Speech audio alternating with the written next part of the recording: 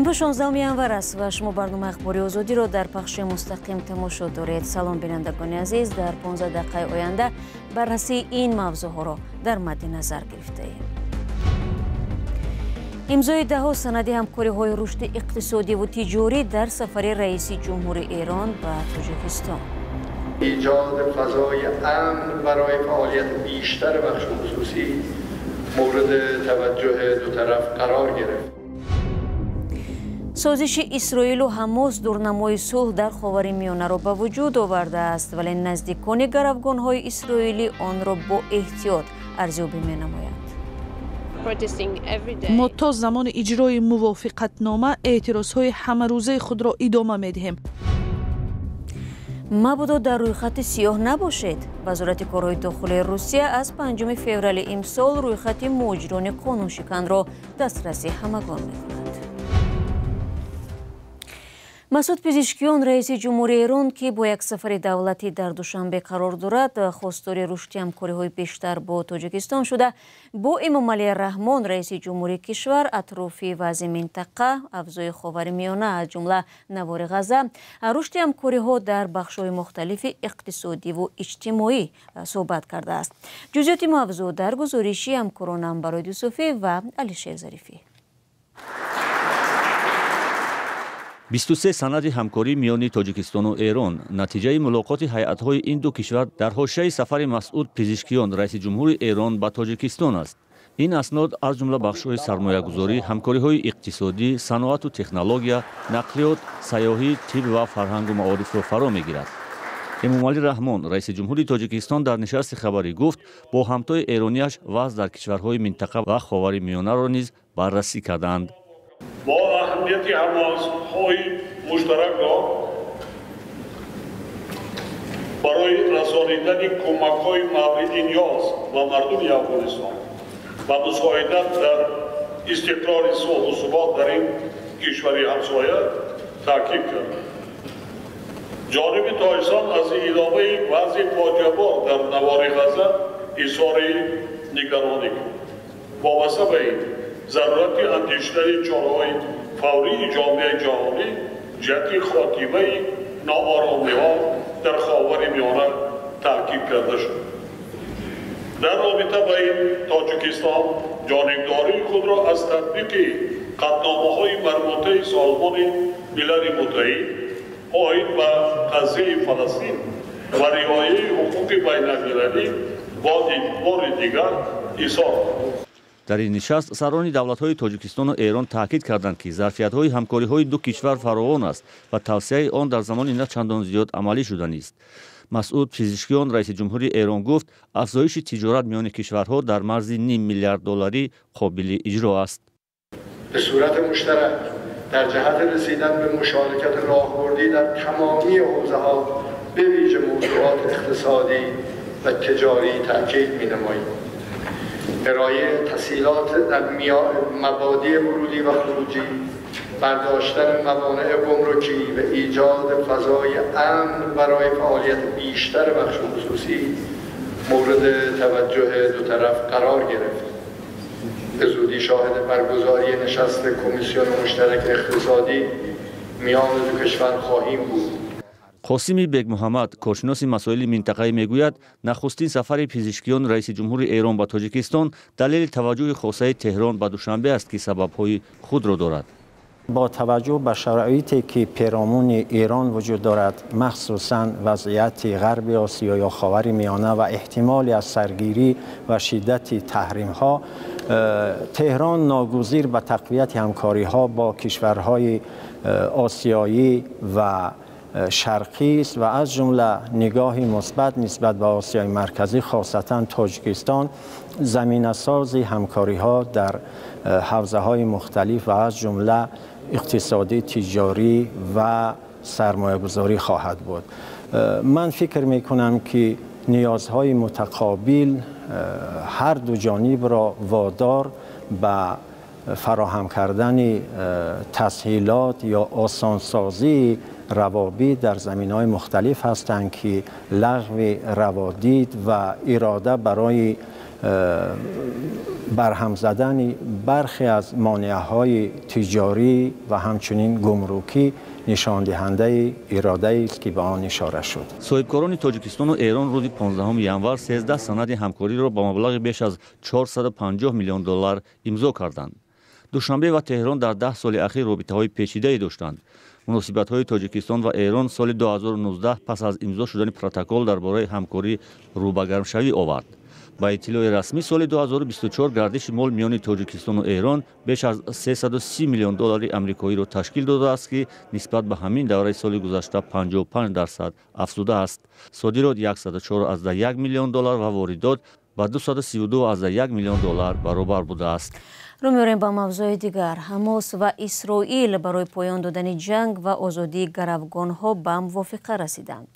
کشورهای مختلفی عالم به سازش آتش‌بس که بعد 467 روز نزاع حاصل شده است بهای بلند می‌دهند و باور دارند که جانب‌ها به آن صادق خواهند ماند. در این باره کیومرث سیاتا گزارش می‌دهد. اسرائیل و گروه فلسطینی حماس به سازش رسیدند که از 3 مرحله عبارت بوده: تبادل گروگان‌های اسرائیلی به تخمیناً 1000 محبوس فلسطینی و همچنین انتقال یاری‌های بشردوستانه را به منطقه غزه در بر می‌گیرد. سروزیر و وزیر کارهای خارجه قطر محمد بن عبدالرحمن آل ثانی خبر داد که سازش با میانروی قطر و مصر حاصل شده از روز یکشنبه 19 январ به حکم اجرا می درآید. این سازش وسیله واضح تطبیق آن در 42 روز اول را دارد. سپس وسیله واضح اجرای مرحله های دوم و سوم آن وجود دارد. تمام تفصیلات این سازش در 2-3 روز آینده بعد مشخص شدن آن نشر می شوند. پیش بینی می شود که در مرحله اول این سازش 6 هفته‌ای بیرونشوی نیروهای اسرائیلی از مرکز غزه شروع می شود. همچنان در این مرحله حماس 33 گروگان، اکثرا زنان، بیماران، مردان سال خورده و کودکان را رها خواهد کرد. در جواب اسرائیل فلسطینی ها را از محبس‌هایش آزاد می کند. بر علاوه فلسطینی های بیجا شده به مکان زیستشان برمیگردند و انتقال کمک های بشری راه اندازی می شود. در روز 16 آتش بس در برابر نظارت تطبیق آن مذاکرات مرحله دوم و سوم سازش مد نظر گرفته شده است که رهایی گروگان‌های باقی مانده و ختم جنگ را در بر می‌گیرد. فلسطینی‌های غزه اعلان سازش را با خوشحالی استقبال نمودند. ما از امضای سازش خیلی خرسندیم. آن به آینده غزه امیدوار میکند. آن کفالت میدهد که دیگر حیات انسان ها از بین نرود و مردم دیگر نمیرند. ختم جنگ خوشحالی به حد و اندازه میآورد.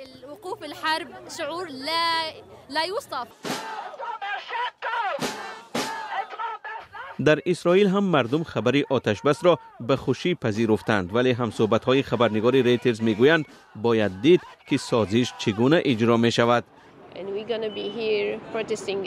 ما تا زمان اجرای موافقتنامه اعتراضهای همه روزه خود را ادامه میدهیم.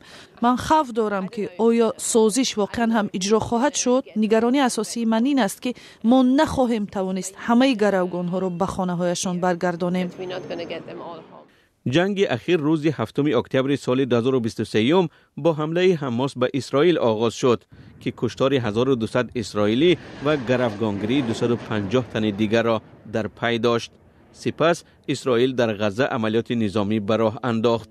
به گفته مقامداران غزه در این جنگ بیش از 46000 فلسطینی کشته و 90% اهالی این منطقه یا خود از 2 تا 3 میلیون نفر آواره شدند.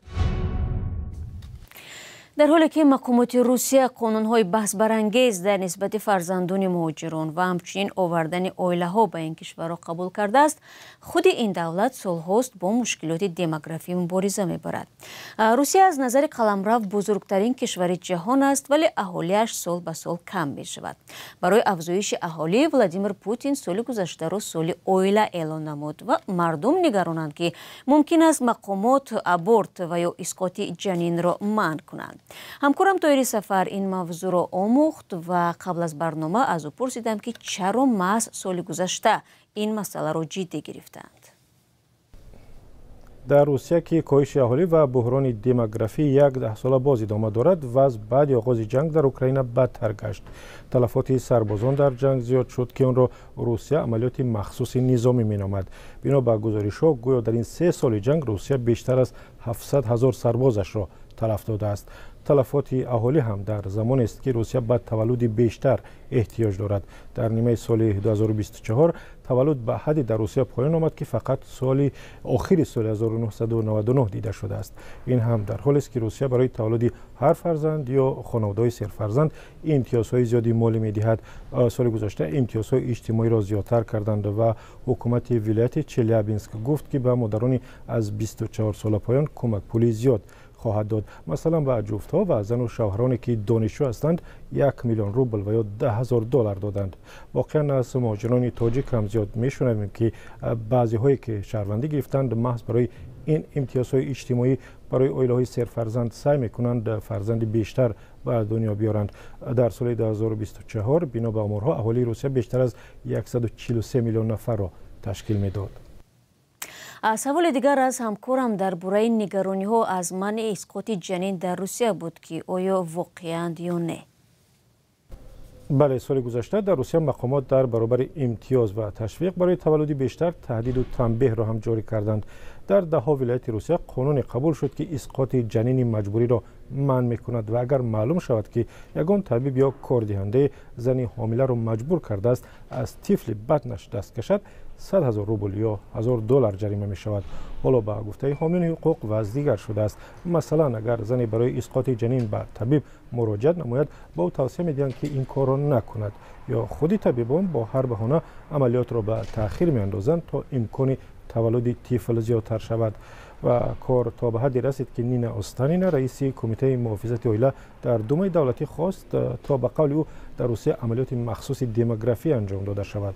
حالا بسیاری ها در کشور نگرانند که ممکن است در روسیه اسقاط جنین را منع کنند. سال 2024 وکیلان مردمی طرح اصلاح شده قانون درباره تندرستی را پیشنهاد کردند که در آن حق زندگی پیش از تولد و بعد از تولد پیش بینی شده است. در جبهه دیگر دومه دولتی ماه نوامبر قانونی را پذیرفت که برای ترغیب به فرزندی جزا تعیین کرده است. بر اساس این قانون هر سازمان یا هر کسی که مردم را به بی‌فرزندی تشویق و یا هدایت می‌کند از $45,000 تا به $4,000 جریمه می‌شود. ولی آمار نشان می‌دهد که روس‌ها هم برای به نقشه‌گیری عائله احتیاطکارند. به نوشته نشر اقتصادی ویدمستی برای راه ندادن به حمل ناخواسته در نیمه اول سال 2024 در روسیه مردم با ارزش 19 میلیارد روبل ریفاله خریدند که در 5 سال گذشته مشاهده نشده است. همکارم طاهری سفر بود که به سوالهای ما پاسخ میداد. دوستان عزیز، شرح بیشتری این موضوع را شما میتوانید در وبسایت ما پیدا کنید. سلام، اگر خط و خبر میخواهید ما داریم. نوید بامدادی، سرخط خبرها، اخبار تاجیکستان و جهان، گزارش ها و تحلیل ها. چی میگذرد و چرا؟ دانستن فهمیدن است. زمینه یا اپ ما را بگیرید. یک خبر دیگر از روسیه. وزارت کارهای داخلی روسیه شروع از 5 فوریه سال روان رویخط الکترونی مهاجران غیر قانونی را نشر می‌کند. در این باره خبرگزاری تاس از قول الکساندر گاراوی معاون اول وزیر کارهای داخلی روسیه اطلاع داده است. با گفته مقامدار روس، این پایگاه معلومات برای کارفرمایان امکان می‌دهد تا کدام اندازه قانونی فعالیت کردن مهاجران را تفتیش کنند. کارفرما تنها بعد سنجیدن این معلومات حقوق دارد با شهروند خارجی شرطنامه مهنتی بندد. ضمناً وزارت کارهای داخلی روسیه ماه اکتبر سال گذشته رویخط شخصان نظارت شونده در این کشور را ترتیب داد که در آن نام بیش از 120,000 شهروند تاجیکستان همچون قانون شکن ثبت گردیده است. دوستان عزیز، برنامه در اینجا به انجام میرسد. تشکر که تا این لحظه ها با ما بودید. خبر و گزارش های از این بیشتر را همیشه میتوانید در وبسایت azadi.org و صفحه های رادیو آزادی در فیسبوک و اینستاگرام، ایکس و تلگرام، تیک توک و یوتیوب دسترس کنید و اگر خبری دارید با ما تماس گیرید. خود را احتیاط کنید و خدا نگهدار.